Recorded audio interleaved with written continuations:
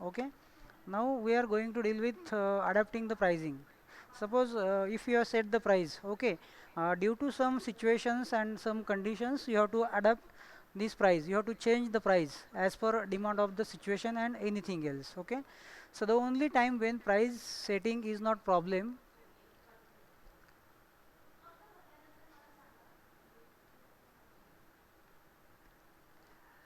the only time when price setting is not a problem is when firms are price taker and has to set prices at the going rate or else sell nothing at all.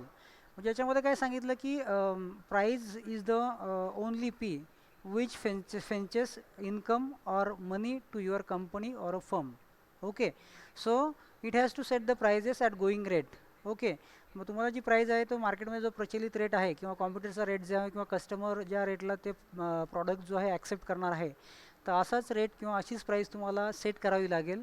Otherwise or else sell nothing at all, किंवा तुम्हाला काहीच sale करता येणार नाही. जर तुम्ही price खूप हाय ठेवलेली असेल तर तुम्हाला तुमचे कस्टमर ते प्रॉडक्ट विकत घेणार नाही. So it is of no use. So you have to set the prices at going rate. Okay, so this normally only occurs under the near perfect market condition. तर मार्केट कंडिशन वेगवेगळ्या आहेत. ऑलिगोपॉली असेल, monopoly असेल, perfect competition असेल. तर मग ही जी condition आहे की तुम्हाला गोईंग रेटला प्राईस ठेवायची असेल तर त्यावेळेस near about it is a perfect market condition where products are almost identical. म्हणजे परफेक्ट मार्केट कंडिशनच्या कॅरेक्टरिस्टिक्स काय आहेत? ऑलमोस्ट सगळे प्रॉडक्ट्स एकसारखे असतात, आयडेंटिकल असतात.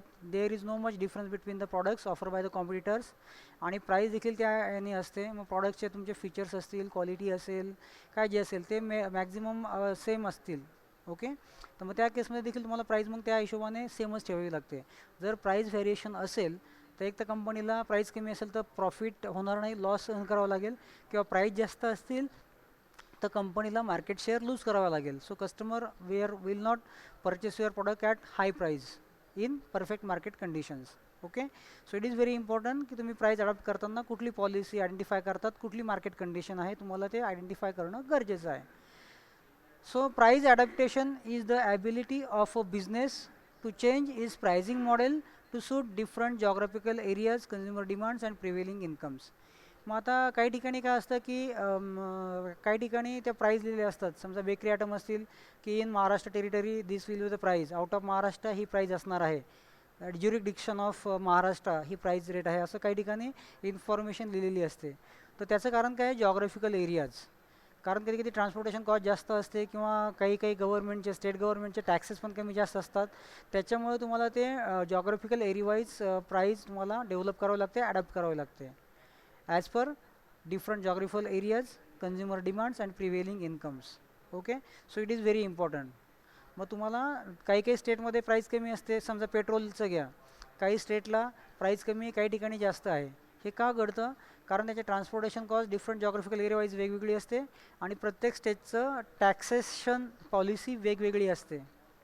ओके, लाईकवाईज त्याचं कन्झम्पशन पण वेगवेगळं असेल आणि इन्कम कंडिशन की महाराष्ट्रात थोडंसं जास्त समृद्ध एरिया असेल, काही ठिकाणी रिमोट एरियामध्ये इन्कम जी डी पी पर म्हणजे पर इन्कम कॅपिटा कमी असेल किंवा पर पर्सन असणारं इन्कम कमी असेल. तर मग ह्या कंडिशन जशा वेगवेगळ्या असतील त्याप्रमाणे तुम्हाला प्रायझिंग मॉडेल अडॅप्ट करावं लागतं किंवा चेंज करावं लागतं. So that concept is called price adaptation. म्हणजे त्याला वेगवेगळे फॅक्टर्स कारणीभूत असतात. महाराष्ट्रात एखाद्या याची प्राईस वेगळी असेल तर दुसऱ्या स्टेटमध्ये वेगळी असेल, असं देखील होऊ शकतं. Second, pricing strategies.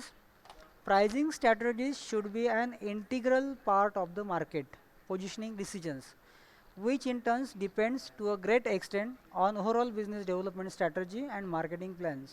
आता तुमच्या मार्केटिंग स्ट्रॅटजीज वेगवेगळ्या असतात, प्रायझिंग मॉडेल्स वेगवेगळे असतात. मग ते तुमचे कशावर अवलंबून असतात? It depends on the market positioning decision. तुम्हाला तुमचा प्रॉडक्ट मार्केटमध्ये लॉन्च करायचा आहे, पोझिशन करायचं आहे. मग तुमचे जे ऑब्जेक्टिव्ह असतील किंवा जे काही असेल त्याप्रमाणे तुमचे ते डिसिजन्स प्रमाणे प्रायझिंग स्ट्रॅटर्जी डेव्हलप करतात किंवा अडॅप्ट करतात. ओके, आणि ती कशा कशावर अवलंबून असते? ओव्हरऑल बिझनेस डेव्हलपमेंट स्ट्रॅटर्जीवरती, तुमच्या मार्केटिंग प्लॅनवरती अवलंबून असते. मला तुमची स्ट्रॅटर्जी लाईफ सायकलमध्ये, प्रॉडक्ट लाईफ सायकलमध्ये वेगवेगळ्या स्टेजेस आहेत, त्याप्रमाणे देखील तुमची प्रायझिंग स्ट्रॅटर्जी चेंज होऊ शकते किंवा अडॅप्ट करू शकतात तुम्ही. आता त्याच्यामध्ये काही प्रायझिंग स्ट्रॅटर्जीज खालीलप्रमाणे सांगितलेले आहेत. Geographical pricing, price discounts and allowances, promotional pricing, discriminating pricing and product mix pricing. तर ह्या एक मेजर 4 कॅटेगरीज आहे. मग त्याच्यामध्ये वेगवेगळ्या प्रायझिंग मेथड्स अडॅप्ट केलेल्या आहेत. ओके. आता प्राइसिंग स्ट्रॅटर्जीजमध्ये पहिलं आहे geographical pricing. Geographical pricing relates to how a business chooses to price its product within a different region. मग याचा बेस जो आहे जॉग्राफिकल एरिया आहे किंवा डिफरंट जॉग्राफिकल रिजन्स आहेत. मग तुमची जी प्राईज आहे, बिझनेस तुमचा फर्म असेल, कंपनी असेल, ती काय करते, तुमच्या प्रॉडक्टच्या किमती वेगवेगळ्या एरियानुसार, जॉग्राफिकल एरियानुसार, टेरिटरीप्रमाणे त्या वेगवेगळ्या प्राईस चार्ज करतात. Okay. This can mean different parts of a particular state, country, or even around the globe. In selecting its product prices for a different region, a business also adapts its marketing strategy to fit those pricing models. म्हणजे प्रत्येक एरियानुसार वेगवेगळ्या तुमच्या pricing strategy असतात. त्याप्रमाणे तुम्हाला त्या pricing strategies adopt करावं लागतात. मग त्याच्यासाठी कारणं काही असू शकतात. मग जॉग्राफिकल डिस्टन्स जास्त असेल, कस्टमरची डिमांड त्याप्रमाणे वेगळी असेल, व्हॅरी असेल, नंतर तुमचं गव्हर्नमेंट असेल, ते ते वेगवेगळ्या गव्हर्नमेंटप्रमाणे तुमचे टॅक्सेशन पॉलिसी वेगवेगळ्या असतात, येणारे खर्च वेगवेगळे असतील. मग त्याप्रमाणे तुम्हाला ते सूट करण्यासाठी तुम्हाला त्याप्रमाणे प्राइसिंग स्ट्रॅटर्जी अडॉप्ट करावं लागतात. Okay. Then second thing is price discounts and allowances. The role of discount can be useful tactic in response to aggressive competition by a competitor. However, discounting can be dangerous unless carefully controlled and convinced as a part of market strategy. आता यांनी काय सांगितलं आहे की समजा आता काही ठिकाणी काय होतं की सीजनल डिस्काउंट असतील, प्राईस डिस्काउंट, कॅश डिस्काउंट आणि काही अलाउन्सेस वगैरे दिल्या जातात. पण हे कशासाठी असतं की you have to cope up with competition, की मार्केटमध्ये कॉम्पिटिशन आहे, खूप कॉम्पिटिटर्स आहे. You want to grab that market share. तुम्हाला मार्केट एक्सपान्शन करायचं आहे, मार्केट शेअर तुम्हाला वाढवायचं आहे, कॉम्पिटिशनला टफ फाईट द्यायची आहे, तुमचं ॲग्रेसिव्ह तुम्हाला मार्केटिंग करायचं आहे. तर अशा ठिकाणी डिस्काउंट हे एक टॅक्टिकल पार्ट म्हणून ॲडॅप्ट केलं जातं, डिस्काउंट किंवा अलाउन्सेस. पण कधीकधी याच्यामध्ये देखील प्रॉब्लेमॅटिक असू शकतं जर तुम्ही केअरफुली ते डिझाईन केलं नाही, प्लॅन केलं नाही किंवा कंट्रोल केलं नाही, तर मग तुमच्या ओव्हरऑल मार्केटिंग स्ट्रॅटर्जीला प्रॉब्लेम येऊ शकतो. कारण कधी कधी कधी कस्टमरची ती सवय पडून जाते, बाबा डिस्काउंट दिले मग नंतर तुम्ही परत ती प्राईस वापरू शकत नाही किंवा ते डिस्काउंट मागं घेऊ शकत नाही, कारण कस्टमर हॅबिच्युअल बनतात. मग you have to make mindset like this की सीजनल डिस्काउंट असेल, ओके, स्टॉक क्लिअरन्सचं डिस्काउंट असेल, कॅश डिस्काउंट असेल किंवा बंडल प्राइसिंग असेल प्रॉडक्टचं, की तुम्ही एक खटी एवढे प्रॉडक्ट घेतले तुम्हाला एवढं डिस्काउंट भेटणार आहे किंवा अलाउन्सेस भेटणार आहे. मग ह्या ठिकाणी तुम्हाला हे कंट्रोल पोझिशनमध्ये ही टॅक्टिक्स वापरायची आहे रिगार्डिंग डिस्काउंट अँड अलाउन्सेस. मग त्याच्यामध्ये पहिलं डिस्काउंट किंवा अलाउन्सेसमधली पहिली स्ट्रॅटर्जी किंवा पहिलं कॅटेगरी अशी येते की cash and settlement discount. So these are intended to bring payments in faster. However, since such discounts need to be at least 2 to 5% of per month have any real effect. मग याच्यामध्ये काय असतं की समजा तुम्हाला कधी कधी कॅशची गरज पडते कंपनीला, कॅश अँड कॅरी बिझनेस करायचा असेल आणि किंवा काही केसमध्ये तुमच्या प्रॉडक्टच्या संदर्भातलं पेमेंट मिळत नसेल, उधारी जास्त असेल, क्रेडिट जास्त असेल, तर त्या ठिकाणी तुम्हाला कॅश अँड कॅरी बिझनेस करायचा असेल आणि कस्टमरला ती सवय लावायची असेल, तर त्या केसमध्ये कॅश अँड सेटलमेंट डिस्काउंट वापरले जाते. की बाबा तुम्ही एवढे प्रॉडक्ट विकत घेतले आणि कॅश दिले, तुम्हाला एवढे पर्सेंट आम्ही डिस्काउंट देऊ, मग 2 to 5% it can varies. Okay. मग त्याच्यामध्ये काय होतं की तुमचा बिझनेस सेफमध्ये जातो, तुमचं जास्त काय म्हणतं मग त्याला क्रेडिट पॉलिसी असेल किंवा काय असेल ते डिस्काउंट्समधून तुम्हाला ते रिकवर करता येतं. की त्या सीजनलमध्ये तुम्हाला मॅक्झिमम सेल करून रिकव्हरी करायची असेल तर ही पॉलिसी किंवा ही स्कीम कामाला येते, ही टॅक्टिक कामाला येते, cash and settlement discount. Second is quantity discount. The trouble with this is what, when formalized on a published price list, they become an established part of pricing structure and as a result the impact can be lost.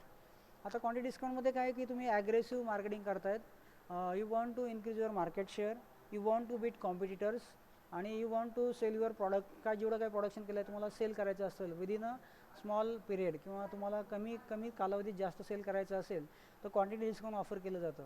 मग त्याच्यामध्ये 3 साबणीवरती एक चौथी साबण free बसणार आहे, तर तुमचा काय होतो, सेल इन्श्युअर होतो आणि customer are tempted to purchase your product. मग तुम्ही क्वांटिटीमध्ये जर माल घेतला तुम्हाला हे डिस्काउंट भेटलं असं काहीतरी, की they tempt customer to purchase in more in bulk. Okay. So that is also useful tactic for the same. Then regarding promotion strategies, आता प्रमोशन प्राइसिंगमध्ये काय की loss leader pricing and special event pricing. The loss leader pricing, supermarkets and department stores often drop the price on well-known brands to stimulate additional store traffic. आता loss leader pricing म्हणजे काय की तुमचं price तुम्ही drop करतात, की बाकीचे जे वेल नोन ब्रँड्स आहेत किंवा चांगले ब्रँडेड प्रोडक्ट्स आहेत ते जे प्राईस ठेवतात त्या प्राईसपेक्षा तुम्ही कमी प्राईस त्यांना ऑफर करतायत किंवा चार्ज करतायत to stimulate additional store traffic. आता ॲडिशनल स्टोअर ट्रॅफिक म्हणजे काय की रेग्युलर कस्टमर जो माल विकत घेत आहेत त्याच्यापेक्षा जास्त कस्टमरने माल विकत घ्यायला लावायचा असेल तर त्याच्यामध्ये लॉस लिडर प्राइसिंग म्हणजे मार्केटमध्ये जे काय ब्रँडेड कंपन्याज आहेत जे कॉम्पिटिटर्स चांगले आहेत वेल नोन आहेत तर त्यांच्यापेक्षा कमी प्राईजमध्ये तुम्ही प्रॉडक्ट तो विकतायत. Okay, so you are going to drop the price. Ongoing जी प्राईस आहे मार्केटमधली त्याच्यापेक्षा कमी चार्ज करायची. Second is the special event pricing. Sellers will establish special prices in the certain seasons to draw in more consumers. आता ह्या केसमध्ये काय असतं की स्पेसिफिक सीझन आहे, समजा आता अम्ब्रेला सेल करायचं आहे, रेनी सीझन आहे किंवा तुम्हाला रेनकोट्स विकायचे आहेत तर मग तुम्ही सीजनल किंवा विंटर ऑफर विंटरमध्ये असेल, रेनी सीझनची रेनी ऑफर असेल किंवा काय असेल ते मान्सून ऑफर असेल, समर ऑफर असेल, तर अशा वेगवेगळ्या सीझन वाईज किंवा फेस्टिवल वाईज ह्या ऑफर्स दिल्या जातात. कारण काय असतं की तो प्रॉडक्ट त्या स्पेसिफिक सीझनमध्ये विकला जातो आणि तो त्या सीझनमध्ये विकला नाही तर you have to carry that product throughout the year to the next season.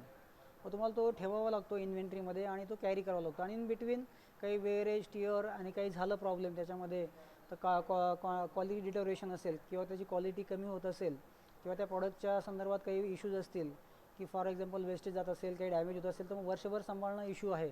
मग तुम्हाला तुमचे पैसे फास्ट रिकवर करायचे आणि तुम्हाला माहिती या सीझनमध्ये सेल होणार आहे तर मग त्या ठिकाणी special event pricing under seasonal offers दिल्या जातात आणि स्पेशल प्राइजेस चार्ज करून तुमचे प्रॉडक्ट जास्तीत जास्त विकायचा प्रयत्न केला जातो. Okay, so that is also special event pricing.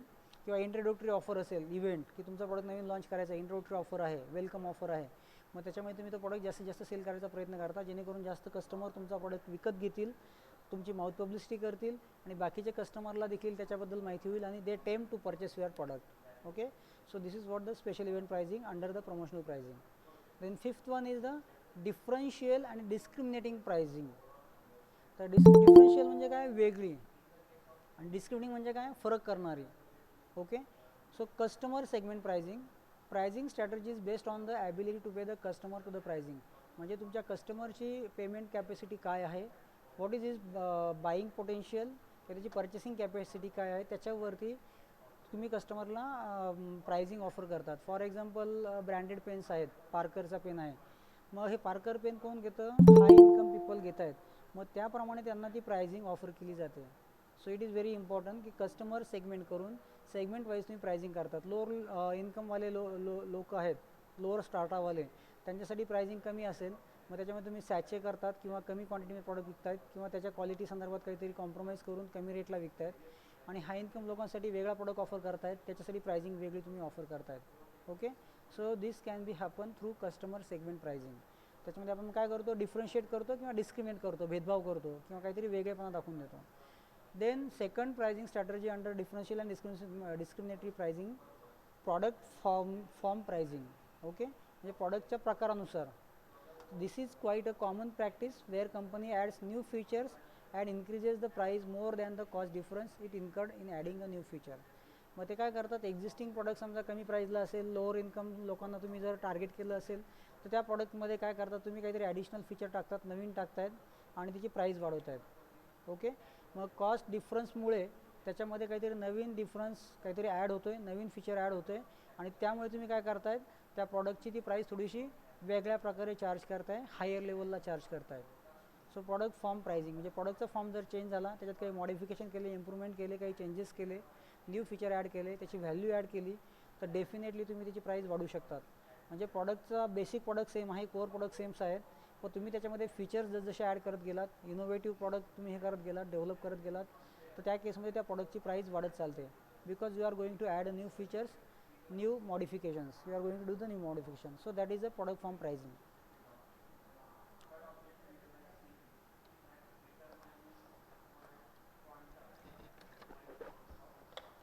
So you have to study the market condition and accordingly adopt these pricing strategies. की ज्याप्रमाणे तुमचं मार्केटमध्ये कंडिशन असतील किंवा ज्या प्रकारे कस्टमर असतील, टार्गेट कस्टमर असतील त्याप्रमाणे तुम्ही त्या प्राइसिंग स्ट्रॅटर्जीज आणि अंडर दॅट वेगवेगळ्या स्कीम्स तुम्ही राबवू शकतात किंवा टॅक्टिक्स वापरू शकतात. आता रिगार्डिंग प्राइस चेंज. ओके, आता जसं मी सांगितलं की PLCमध्ये 4 स्टेजेस आहेत, इंट्रोडक्शन असेल, ग्रोथ असेल, मॅच्युरिटी असेल आणि डिक्लाइन असेल. तर सगळ्या स्टेजला आपण प्राइसिंग सेम ठेवत नाही. We are going to change the price accordingly. तर मग प्राइस चेंज कधी करायची, कशी करायची, त्याचा अर्थ काय होतो. Okay, is it necessary to change the price or not, what is the impact of that price change on the customer, on the demand. So you have to study on this thing very thoroughly. Okay, because this is very sensitive issue regarding marketing strategies. After developing the pricing structure and strategies, companies often face situation in which they must initiate the price change or respond to the price changes by the competitors. आता आपण वेगवेगळे pricing strategies आणि structures आणि tactics adapt करतोय, develop करतोय. Okay, there are different situations in the market. मग तुमचे वेगवेगळ्या इकॉनॉमिकल असेल, पॉलिटिकल असेल, गव्हर्नमेंट पॉलिसीज असतील किंवा प्रॉडक्ट लाईफ सायकल असेल, त्याप्रमाणे सिच्युएशन चेंज होत आहेत मार्केटमधल्या.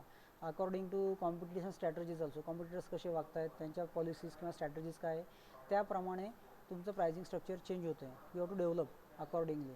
आणि त्याच्यामध्ये तुम्हाला you have to initiate the price changes and respond to the price changes by the competitors. कॉम्पिटिटर्सने जर प्राइसिंग स्ट्रॅटेजी चेंज केली तर अकॉर्डिंगली तुम्हाला देखील चेंज करावी लागते. A company may change its product price by price cut, that is reducing the price, और by the price hike, that is raising the price. Okay, मग तुम्ही तुमचे चेंजेस कसे करू शकतात. एक तर प्राइस कट करायची म्हणजे लोअर करायची आहे, प्राइस रिड्यूस करायची आहे, किंवा प्राइस हाईक करायची म्हणजे वाढवायची आहे. That is the raising price. म्हणजे एक तर प्राइस कट करा, लेस करा, रिड्यूस करा, किंवा दुसऱ्या याच्यामध्ये तुम्ही वाढवू शकतात लाईकवाईज प्राइस हाईक. पण ते कुठल्या सिच्युएशनला करायची आहे, how you are going to adapt that pricing strategy, on what background, what is the market condition, that you have to thoroughly study. मग कॉम्प्युटरची स्ट्रॅटर्जी काय आहे, त्यांचं प्लॅनिंग काय आहे, त्यांचं त्याच्यात देखील तुम्ही त्याचा स्टडी करून त्या संदर्भात निर्णय घ्यायचे आहेत. No matter how carefully a product price has been set, there would be the occasions in a product's life cycle to change the existing price for a variety of reasons. मग आता त्याच्यामध्ये असे वेगवेगळ्या प्रकारचे ऑकेशन्स येतात, सिच्युएशन्स येतात market, की ज्याच्यामध्ये प्रॉडक्ट लाईफ सायकलमध्ये चेंजेस होतात, वेगवेगळ्या स्टेजेस असतील, जेणेकरून तुम्हाला त्या सिच्युएशनप्रमाणे तुमचं प्राईस संदर्भात काही मॉडिफिकेशन करावं लागतात. You have to set the price accordingly आणि विथ व्हेरी केअरफुली. ओके, आणि त्याच्यामध्ये काय असेल की त्यासाठी वेगवेगळे रिझन असतील. प्रॉडक्ट लाईफ सायकलची स्टेज चेंज होत असेल, तुमचं कॉम्पिटिटर्सच्या स्ट्रॅटजी चेंज होत असतील, नवीन एंट्रन्स येत असतील मार्केटमध्ये, म्हणजे नवीन कंपन्या त्याच्यामध्ये एंटर करत असतील, इकॉनॉमिकल सिच्युएशन चेंज होणार असेल, गव्हर्नमेंट पॉलिसी चेंज होणार असतील, तर ह्या सगळ्यांचा विचार करून तुम्हाला तुमची एक्झिस्टिंग प्राइसिंग स्ट्रॅटर्जी चेंज करावी लागते. ओके, तर त्याला खूप काही कारणं असतील, तर तुम्हाला त्याचा व्यवस्थित थरोली स्टडी करून त्याप्रमाणे करावं लागतं. नंतर price change means hike or reduction in the price. Price change काय करायचं आहे, सध्या समजा माझी XYZ प्राईज आहे, एक तर तुम्ही वाढवणार किंवा कमी करणार, that is called as a price change. Okay, reasons may be the market forces, changing consumer demands, decline of the demand for the product. त्यासाठी कारणं खूप असतील. तुम्हाला सांगितल्याप्रमाणे मार्केट फोर्सेस आहे, मार्केट फोर्सेसमध्ये मग कॉम्पिटिटर्स असतील, सप्लायर्स असतील, नंतर इकॉनॉमिकल एन्व्हायरमेंट असेल, गव्हर्नमेंट पॉलिसीज असेल. ओके, नंतर मग प्रॉडक्टच्या डिमांड संदर्भात अप्स अँड डाऊन्स असतील. ह्या गोष्टी हे वेगवेगळे कारणं असतील. ओके, प्राईस चेंज होण्यासाठी. प्राईस चेंज म्हणजे काय, एक तर प्राईस वाढवायची किंवा कमी करायची. देन ती वाढवायची का कमी व्हायची, it depends on these reasons. Okay, before increasing or decreasing the price of the brand, company must consider possible reaction of the customer, competitors and other forces. Okay, market condition change झाली, there are an number of reason, तुम्ही त्याला study केलेला आहे. मग then you are going to take the decision to change the price, to make the changes in pricing strategy. मग ते एक तर वाढवायचे असतील किंवा कमी करायचे असतील. मग हे करताना what you have to do, की you have to consider all possible reactions of customer, competitors and others. मग जर मी प्राईस कमी केली तर what will be the reaction from the consumers, त्याचा डिमांडवरती काय इम्पॅक्ट पडणार आहे. जर प्राईस वाढवली असेल तर त्याचा डिमांडवरती काय होणार, डिमांड वाढेल का कमी होईल. मी जर प्राईस वाढवली तर कॉम्पिटिटर्स काय करू शकतात, मी प्राईस कमी केली तर कॉम्पिटिटर्स काय करू शकतात. So you have to assume this things, you have to estimate all this things regarding consumer demand असेल, कॉम्पिटिटर्स असतील आणि बाकीचे मार्केट फोर्सेस असतील, त्या संदर्भात काय फरक पडू शकतो त्याला तुम्हाला त्याचा स्टडी करणं गरजेचं आहे. आता this is a actual stage, you are going to initiate price change. So initiating price change, after setting initial prices and creating a pricing structure for the product, firms may need to cut or raise prices in a certain situation. Price once set may not sustain for a number of reasons. A company may change its product price. म्हणजे आता तुम्ही जेव्हा price change तुम्हाला घरून आणायचं असेल, you are going to take the decisions regarding same, आणि तुम्हाला तो इम्प्लिमेंट करायचा असेल, तर मग त्या ठिकाणी काय होऊ शकतं की तुम्हाला तो किती काळापर्यंत तो चेंज ठेवायचा आहे. तुम्ही घेतला डिसिजन आहे, तर त्याच्यामध्ये काही अप्स अँड डाऊन्स होतील का डिमांडमध्ये किंवा काय, तर प्राईस कट करायची किंवा वाढवायची, कुठल्या सिच्युएशनला वाढवायची, आणि तुम्ही एकदा प्राईस सेट केली तर ती थ्रूआउट राहणार आहे का नाही लॉंगर पिरियडसाठी. It is you can't forecast और किंवा यू कांट से कॉन्फिडेंटली की हे प्राईस चेंज थ्रूआउट राहतील. In future also you have to change the decision. समजा मी आत्ता प्राईस कमी केली असेल, फ्युचरमध्ये डिमांड वाढली तर मला फ्युचरमध्ये प्राईस वाढवावी पण लागेल. So you should not stuck to one decision. बाबा मी आत्ता चेंज केलेला आहे आणि तो थ्रूआउट असणार आहे. In coming future also you might have to take the same decision, म्हणजे तुम्हाला परत प्राईस चेंज करावं लागणार आहे. मग ते रिझन्स काही पण असतील. Okay, so company may change is product price as per market condition and as per seasons reasons. Okay, या नंबर ऑफ रिझन त्याला असू शकतात. आता याच्यामध्ये इनिशिएटिंग प्राईस कट, म्हणजे तुम्हाला प्राईस कमी करायची आहे, you are going to reduce the price, that is called as a price cuts. So in several circumstances might lead a firm to cut it prices. म्हणजे असे खूप काही कारणं असू शकतात की फर्मला काय करावं लागेल, प्राईस कट करावी लागेल. Price cut means reduction in the price. The reasons may be manifold. The condition that lead a firm to reduce the prices are as follows. त्याचे कारणं असे असू शकतात. अनयुटिलाइज प्रोडक्शन कॅपॅसिटी, म्हणजे तुमचा प्रोडक्शन प्लॅन सेट आहे आणि तुमची कॅपॅसिटी आहे प्रोडक्शनची फुल्ली यूज केली जात नाही. मग त्या केसमध्ये तुमचं मास प्रोडक्शन करायचं असेल तर तुम्हाला ती full market capacity production capacity utilise करायची. आणि प्रोडक्शन वाढवायचं असेल तर ते वाढवू शकता तुम्ही. आणि प्रोडक्शन वाढल्यामुळे मास प्रोडक्शनमुळे अल्टिमेटली तुमची प्राईस पर किंवा कॉस्ट पर प्रोडक्ट कमी होते. Okay, and you are going to unutilize production capacity, so you can charge sell that product at a lower cost, lower price. Okay, excess capacity, कधी की तुमची excess capacity आहे, you want to ती जास्त आहेत तुम्ही वापरतायत किंवा प्रोडक्शन एक्सेस होत आहे, तर त्या केसमध्ये देखील you can reduce the price और you can go for the price cuts. Then falling market share, कधी कधी तुमचं मार्केट शेअर कमी होतं आहे, कॉम्पिटिटर्स ॲग्रेसिव्हली मार्केटिंग करतायत, they are going to capture your customers. मग त्या ठिकाणी तुमचा मार्केट शेअर जर कमी झाला, तर you have to think seriously on that and again you want to attract the customer. For that sake you are going to take the decision of price cut and you reduce the price accordingly. मग price जर cut केली तर काय होतं, तुमचे customer maintain राहतात आणि नवीन कस्टमर तुमच्याकडे अट्रॅक्ट होतात. Then price cut to dominate the market. समजा तुमचा मार्केट शेअर ओके आहे आणि you want to be a market leader. मग त्या ठिकाणी तुम्हाला कस्टमर जर अट्रॅक्ट करायचे असतील तर तुम्हाला मार्केट लीडर बनायचं असेल मार्केटमध्ये, and you want to rule the market, you want to dominate the market, in that case you also adapt price cut strategy. तुम्ही प्राईस कट करतात, रिड्यूस करतात.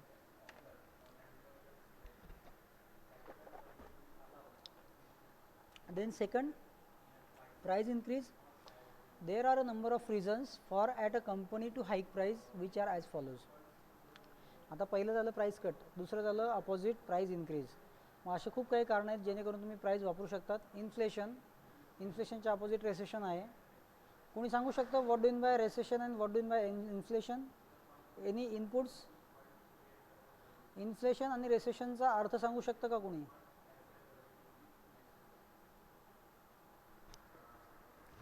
सगळ्यांना आवाज ऐकू येतोय? Hello, sir. What do in bye inflation and recession? So inflation means the prices will go high and purchasing power of customers reduces.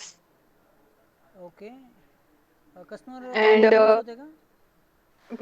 purchasing power. Okay, आणि रेसेशनमध्ये काय होतं?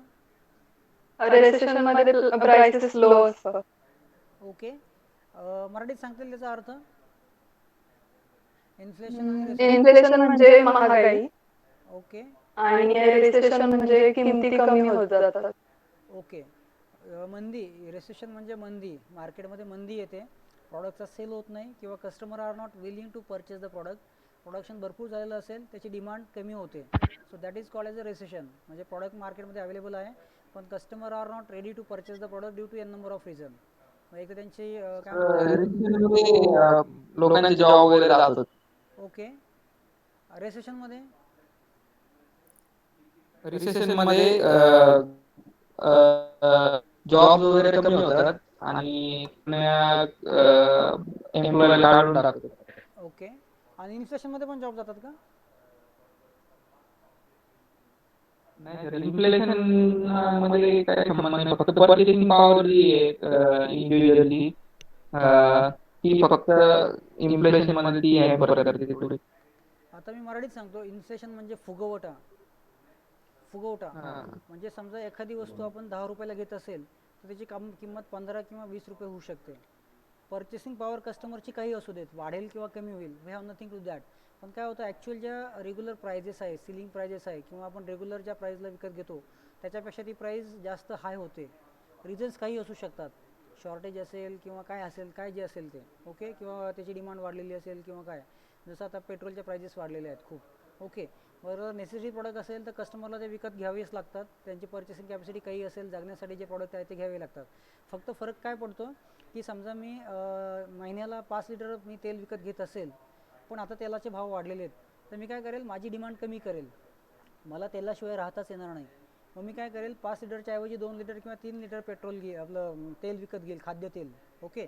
मग त्या केसमध्ये काय होईल की माझं कन्झम्पशन कमी होईल, म्हणजे consumption.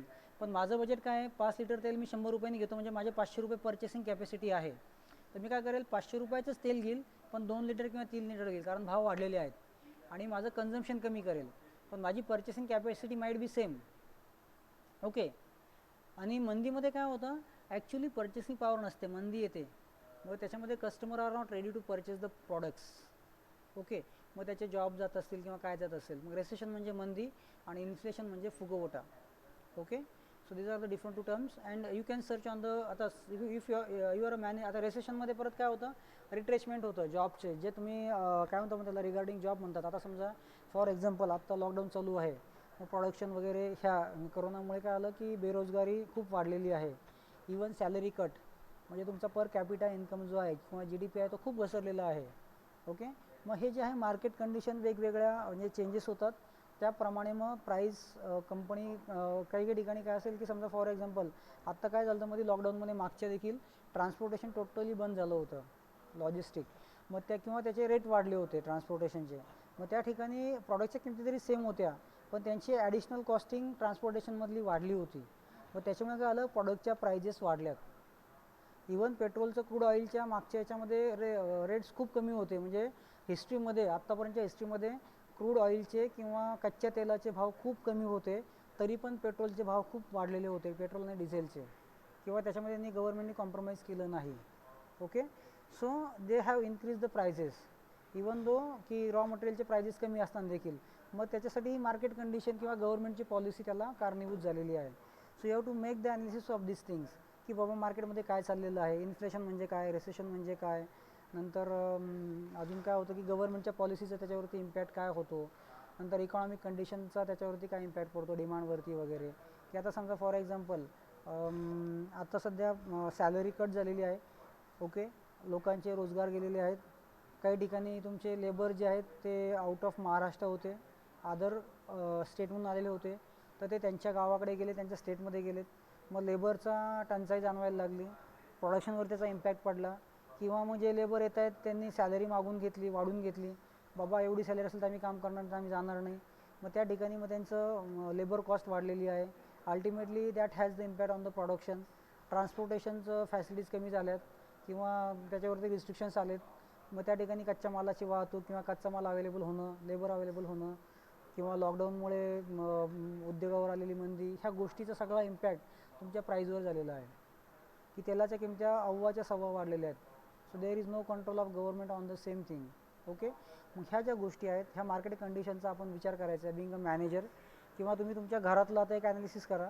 If you are interested you can go for that, की लॉकडाऊनच्या आधी आपला महिन्याचा असणारा खर्च किती होता आणि लॉकडाऊनच्या काळात आपल्याला असणारा पर मंथचा खर्च किती वाढलेला आहे, आपले एक्सपेन्सेस वाढलेत का नाही वाढलेत. किंवा तुम्ही आधी तुमच्या किराणाच्या लिस्ट आहेत त्याचे रेट बघा लॉकडाऊनच्या आधीचे. आता माझ्याकडे वही असते एक किराणावाल्याची, तर I can compare the rates. Per month असणारा खर्च वाढला का कमी झाला. जर आपली सॅलरी कट होत असेल, इन्कम कमी झाला असेल, तर definitely we should cut down our expenses, okay. मग हे काय म्हणायचं आहे मला, की डे टू डे लाईफमध्ये आपल्या लाईफवर किंवा आपल्या बजेटवरती होणारा इम्पॅक्ट, पप्पांची सॅलरी आहे, भावाची सॅलरी आहे किंवा कुटुंबातल्या लोकांचा इन्कम आहे, त्याच्यावर लॉकडाऊनचा काय इम्पॅक्ट झाला आहे, वेदर इट इज ट्रू गव्हर्नमेंटच्या लोकांना जॉबवाल्यांना काही फरक पडला नाही, प्रायव्हेट सेक्टरवाले लोक आहेत त्यांच्या जॉबचा किंवा सॅलरीकडचा त्यांच्यावर इम्पॅक्ट पडलेला आहे. तर ह्या गोष्टी तुम्ही एक ॲनालिसिस करा. मग तुमचं महिन्याचं बजेट कोसळलं आहे का, तुमची पर्चेसिंग पॉवर कमी झाली का.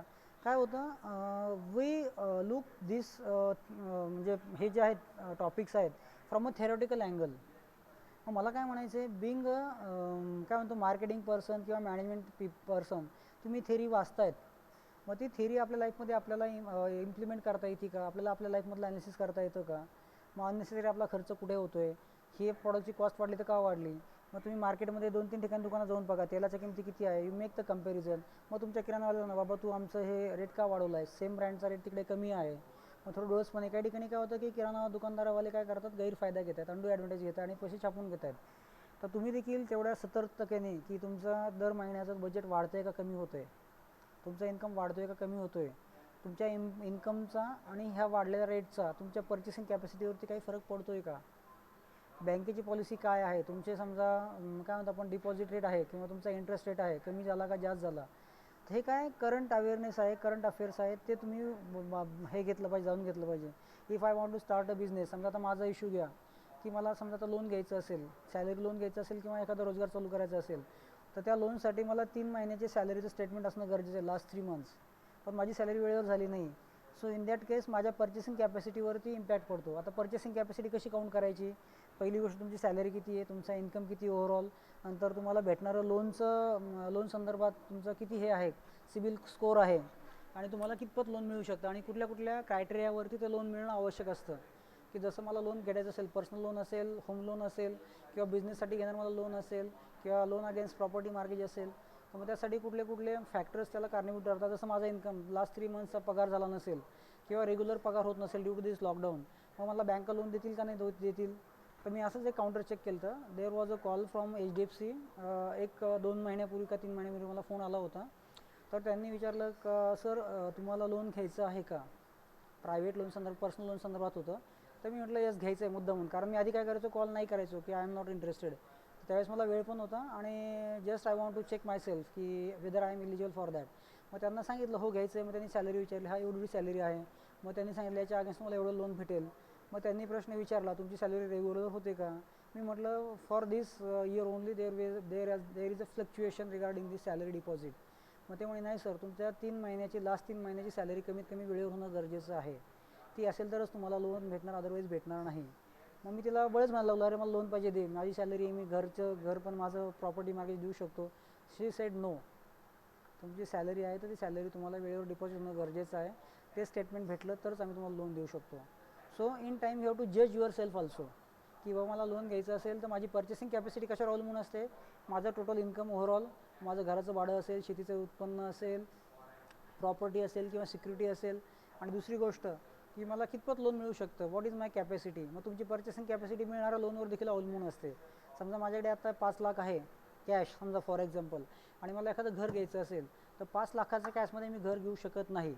मग तुमची पर्चेसिंग कॅपॅसिटी कशी वाढू शकते, you can go for home loan. Now days it is very easy to increase your purchasing capacity.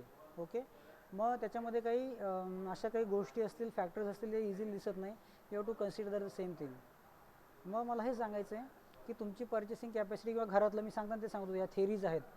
Price वाढली का नाही वाढली, तुम्ही डेली, आता मी पण कधी कधी काय करतो, माझं किराणा दुकाने रँडमली मी चेक करतो. समजा मला वाटलं अरे हा मला रेट वाढून आलेला आहे किंवा मार्केटमध्ये रेट वाढलेले आहे, तर मग यांनी माझा रेट वाढवला का, तेलाचा रेट किती आहे, बाहेर किती आहे.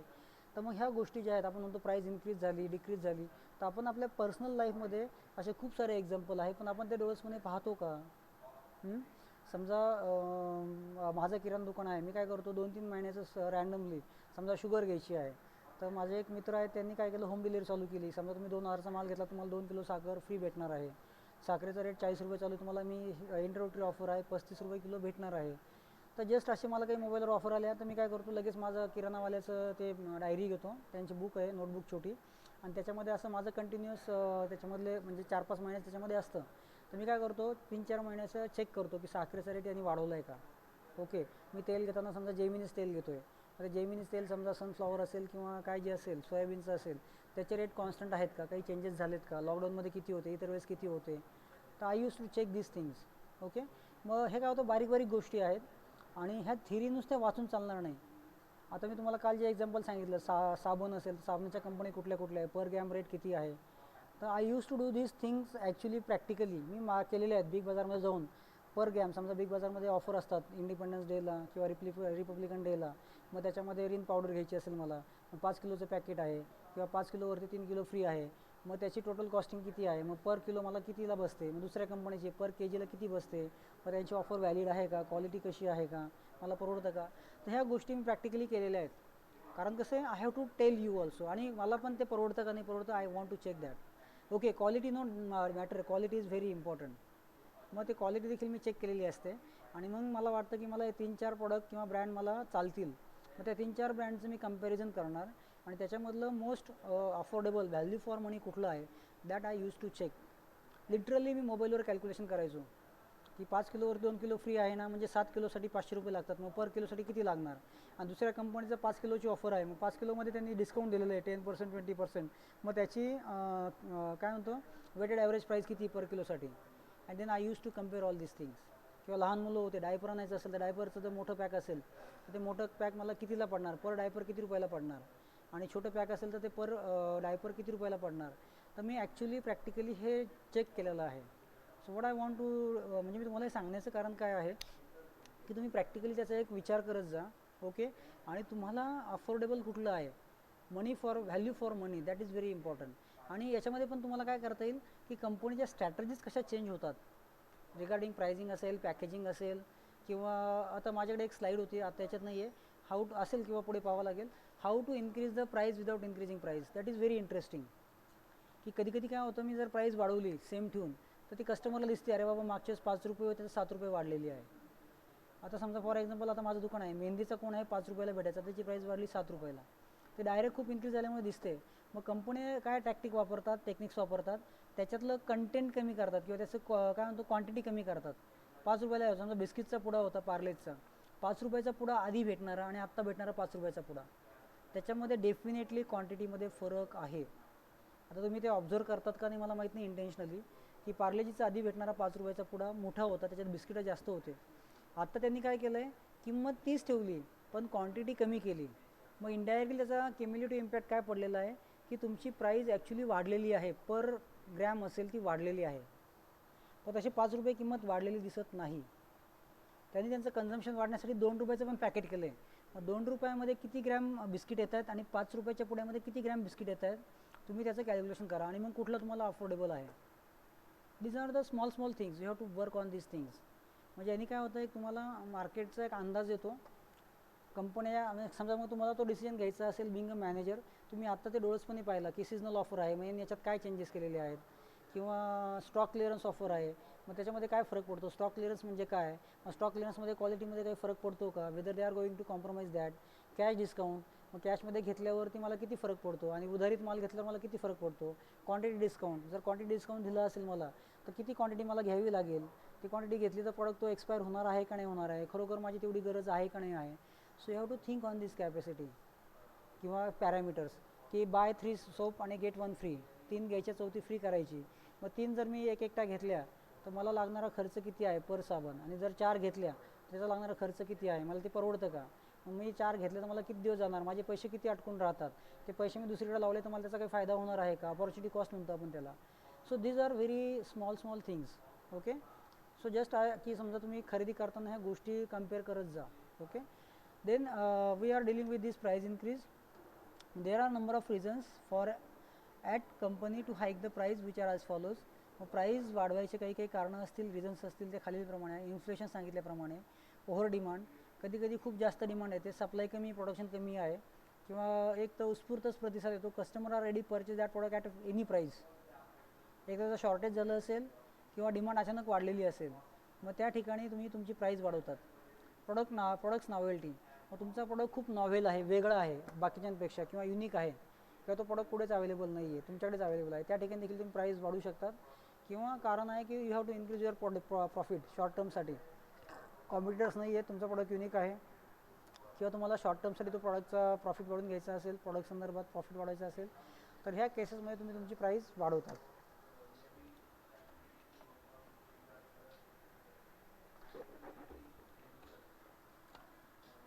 1 minute, there is a call. Wait for a minute.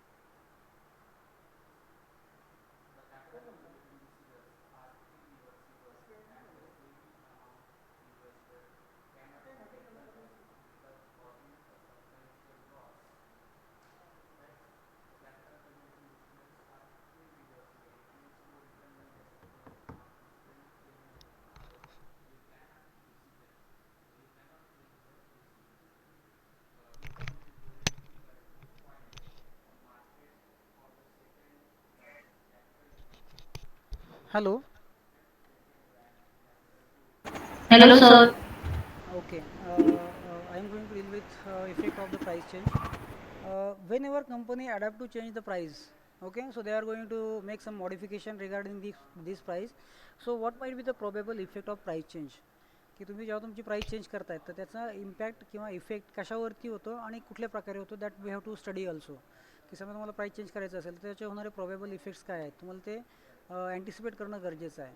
तर पहिलं आहे की buyers reaction to the price changes. Whether the price is raised or lower, the action will affect buyers, competitors, distributors and suppliers and may interest government as well. मग तुमच्या price चेंजचा impact कोणाकोणावर होऊ शकतो? बायरवरती होतो, कॉम्पिटिटर्सवरती होतो, डिस्ट्रीब्युटर, सप्लायर आणि गव्हर्नमेंटच्या इंटरेस्टवर देखील होऊ शकतो. ओके. तर या केसमध्ये काय होईल की negative reflection on price change, price cut. Okay. तर त्याचा निगेटिव्ह इम्पॅक्ट काय आहे की customer do not always interpret prices in a straightforward way. They may view price cut in a several ways. म्हणजे कधी कधी काय होईल की तुमचं जो प्राईस चेंजचा इम्पॅक्ट आहे प्राईस कटचा तो कधी कधी निगेटिव्ह होऊ शकतो कस्टमरच्या याच्याने किंवा कस्टमर तो शो करत नाही आहेत. आता फॉर एक्झाम्पल पेट्रोलच्या प्रायजेस वाढलेल्या आहेत. ओके. मग त्या प्रायजेस वाढल्यामुळे कस्टमर काही ठिकाणी हे देत नाही आहेत, रिॲक्शन्स देत नाही आहेत किंवा फीडबॅक देत नाही आहेत कारण that is a essential product. Okay. गॅसच्या किमती वाढलेल्या आहेत, गॅसच्या टाकीच्या वाढलेल्या आहेत. मग त्या ठिकाणी काय होतं की you are not able to estimate the reaction of the customer. मग ते प्रॉडक्ट कुठला आहे, डेली नेसेसिटीवरला आहे, त्याची कॅटेगरी कशी आहे, FMCG आहे, कन्झ्युमर ड्युरेबल्स आहेत, त्या कॅटेगरीज देखील त्याच्यावरती इम्पॅक्ट पडू शकतो आणि कस्टमर ते एक्सप्रेस करत नाही आहेत, not in a straightforward way. मग तुम्हाला कळत नाही नेमकं कस्टमरच्या मनात काय चाललेलं आहे. They may view a price cut in a several ways किंवा त्यांचा पाहण्याचा दृष्टिकोन वेगवेगळा असू शकतो. It depends on that product category, economical situation, buying power and all this things. त्याच्यासाठी खूप फॅक्टर्स आहेत. मग ते तुम्हाला जज करणं गरजेचं आहे किंवा ते तुम्हाला एस्टिमेट करणं गरजेचं आहे. देन पॉझिटिव्ह रिफ्लेक्शन, आता हे झालं निगेटिव्ह असू शकतं की कळणार नाही तुम्हाला किंवा ते निगेटिव्ह देखील करू शकता, प्रॉडक्ट विकत घेणार नाही. ओके. नंतर positive reflection on a price change. Similarly a price increase which would normally lower sales and may have positive meaning for the buyers. मग कधी कधी तो काय होईल की त्याच्यामध्ये तुम्हाला दिसून येईल की तुम्ही प्राईस वाढवली, मग कस्टमर काय करेल की तुमचं प्रॉडक्ट विकत घेणार नाही किंवा तुमचे त्या रिफ्लेक्शन आहे ते इझिली दिसू शकतात. काही ठिकाणी दिसणार नाही, काही ठिकाणी दिसून येतील की they react. Okay. Then competitors reaction to the price changes.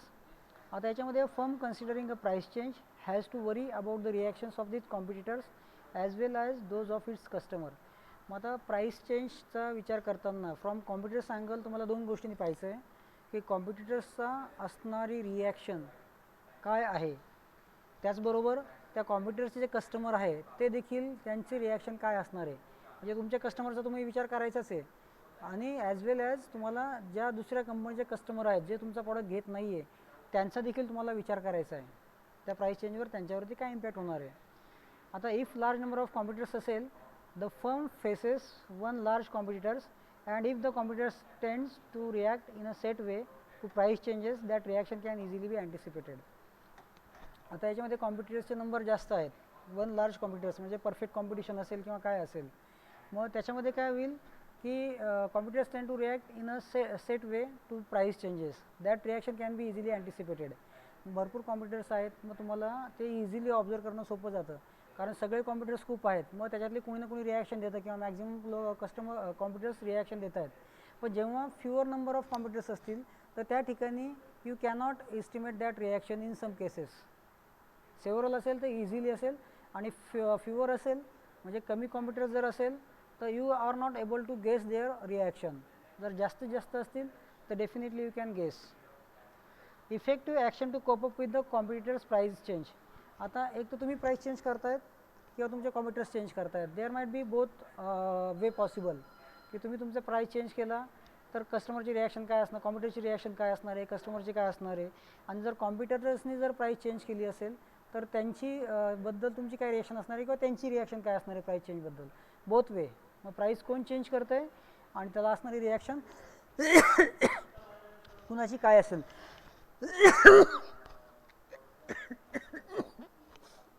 Sorry.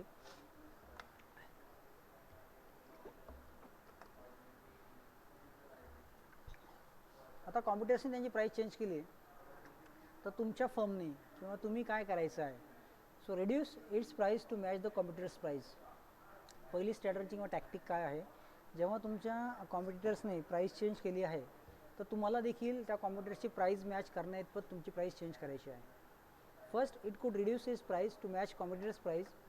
It may decide that the market is price sensitive and that would lose too much market share to lower the price competitors. जर कॉम्पिटिटर्सने price कमी केलेली आहे तुमच्या स्पर्धकांनी, तुमच्या रायव्हल्सने, तर त्या केसमध्ये काय होईल, जर तुम्ही तुमची प्राईस कमी केली नाही तर कॉम्पिटिटर्स काय करतील, तुमचे कस्टमर अट्रॅक्ट करतील, तुमचा मार्केट शेअर ग्रॅब करतील आणि you are going to lose your market share. हे टाळण्यासाठी तुम्हाला देखील तुमची प्राईस त्या कॉम्पिटिटरच्या प्राईस इतकीच कमी करणं गरजेचं आहे की जेणेकरून तुमचे कस्टमर आहेत ते मेंटेन राहतील. They will not get switch to other competitors. So this is the first thing आहे, ते कस्टमर मेंटेन करणं आपल्यासाठी महत्त्वाचं आहे. Then raise quality of its offer. Alternatively, the company might maintain its price but raise perceived quality of its offer. It could improve its communications, stressing the relative quality of its product over that lower price competitors. मग ह्या केसमध्ये दुसरी गोष्ट अशी आहे, जर कॉम्पिटिटर्सने त्यांची price कमी केली, प्राईस चेंज केला, ओके, तर त्या केसमध्ये तुम्ही तुमची प्राईस मेंटेन ठेवू शकतात. पण तुम्ही you have to appeal the consumer that you are going to raise the your quality. मग तुम्ही तुमच्या क्वालिटीमध्ये काहीतरी किंवा व्हॅल्यू ॲडिशन केलं आहे प्रॉडक्टमध्ये किंवा प्रॉडक्टच्या संदर्भात काहीतरी वेगळे डिसिजन घेतलेले आहेत की that is beneficial to your consumer and then you have to communicate this with your consumers accordingly. म्हणजे त्यांचं परसेप्शन चेंज करायचं आहे, बाबा आमची प्राईस जरी सेम आहे, आम्ही आमची प्राईस कमी केली नाही तरी आम्ही देणारे फीचर्स तुमच्यासाठी जास्त आहे, आमच्या प्रॉडक्टची क्वालिटी चांगली आहे as compare to competitors, so that your customer base will not get disattracted towards the other competitors. So that is very important. Then तुम्हाला जर तुमची प्राईस चेंज करायची नाही एक्झिस्टिंग प्रॉडक्टची, then third tactic is that you have to launch low price fighting brand. Okay, मग जर तुम्हाला तुमची प्राईस चेंज करायची नाही आहे, तुमची इमेज मेंटेन ठेवायची आहे, तर त्या केसमध्ये तुम्ही नवीन व्हर्जन प्रॉडक्टचं लॉन्च करू शकतात with a lower price. Okay, finally company match launch a lower price fighting brand, adding lower price item to the line और creating a separate lower price brand. This is necessary if particular market segment being lost is price sensitive and will not respond arguments of the higher quality.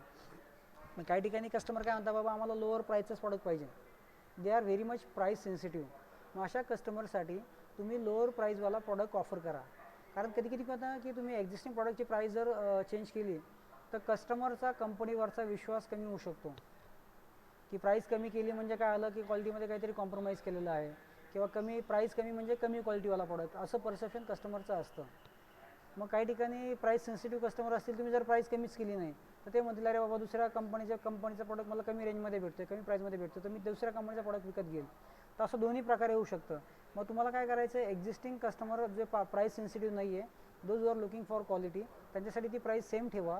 आणि जर price cut झाला असेल, दुसऱ्या कॉम्पिटिटर्सने price change केली असेल, कमी केली असेल, तर तुम्ही लो प्राईजवाला व्हर्जनवाला प्रॉडक्ट तुम्ही मार्केटमध्ये लॉन्च करा for the customers who are very much price sensitive.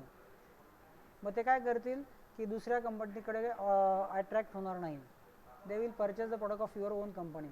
मग तुम्ही प्रोडक्ट लाईनमध्ये नवीन प्रोडक्ट लॉन्च करा, प्रोडक्ट लाईन वाढवा, एक्सटेंड करा with lower price product. Okay, so that is called as a lower price fighting brand or fighting product. So that is very important. So these are the different ways you can cope up with the competitors pricing changes. So this is what about the pricing strategies. Adapting pricing strategy असेल, cope up with pricing strategies असतील, ह्या गोष्टी खूप महत्त्वाच्या आहेत आणि accordingly you have to create your pricing what you call 4Pचा pricing संदर्भातलं प्लॅनिंग करणं गरजेचं आहे. ओके, सगळ्यांना समजलं आहे?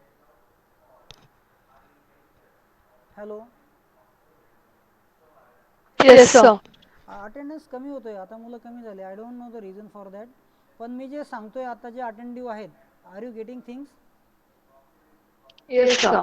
असं काय वाटत नाही ना डिफरन्स ऑफलाईन लेक्चर आणि ऑनलाईन लेक्चरमध्ये? आणि if there are any issues, difficulties, sir मला हे समजलं नाही, तुम्ही त्या स्लाईडला विचारू शकतात ऑन द म्हणजे same time you can ask the questions regarding दिस.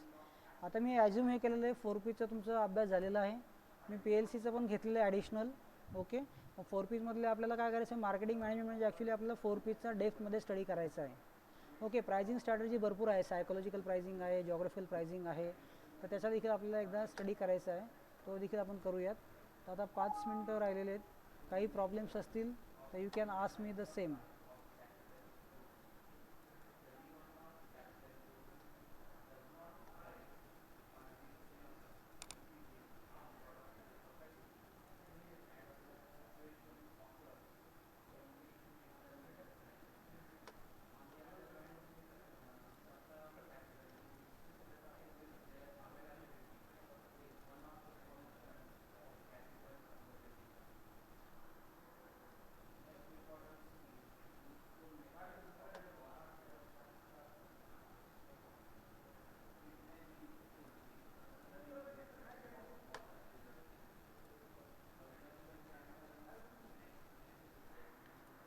माझ्याकडे काही नोट्स आहे, I will share the notes.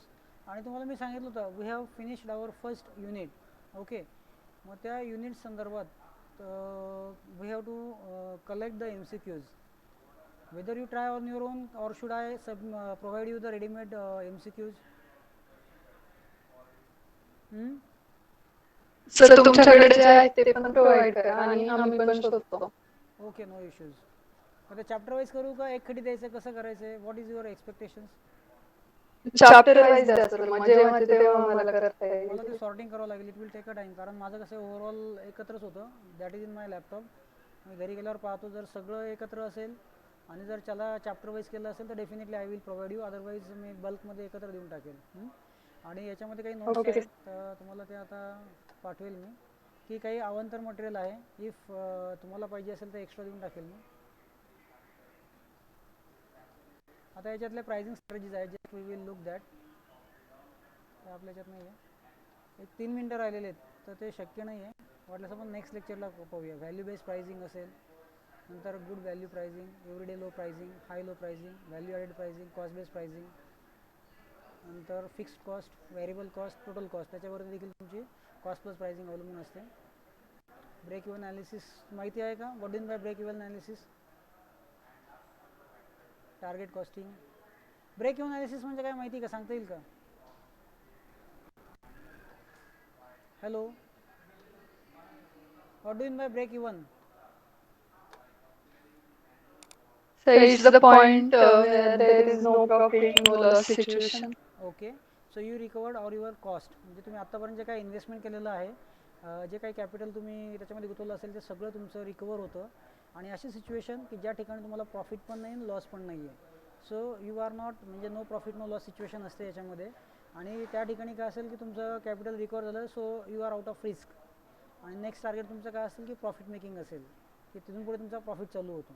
Okay, आणि कुठल्याही फर्मचं ऑब्जेक्टिव्ह पहिलं हे असतं प्राइसिंग स्ट्रॅटर्जीचं, की तुमचा break even as early as possible तो अचीव करणं गरजेचं असतं. म्हणजे प्राइसिंग स्ट्रॅटर्जी किंवा फायनान्शियल प्लॅनिंग करताना कुठली कंपनी पहिल्यांदा काय म्हणते, अरे बाबा माझं जे इन्व्हेस्टमेंट आहे ते फास्टमध्ये रिकवर होणं गरजेचं आहे, मग प्रॉफिट पुढे मी कमवेल. तर पहिलं टार्गेट ब्रेक इवन अचीव करणं गरजेचं असतं. जेव्हा तुम्ही तुमचा बिझनेस चालू करताल तर त्या ठिकाणी देखील तुमचं पहिलं टार्गेट हे ब्रेक इवनचं असलं पाहिजे.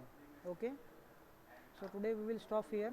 काही असेल issues you can ask me immediately regarding this topic.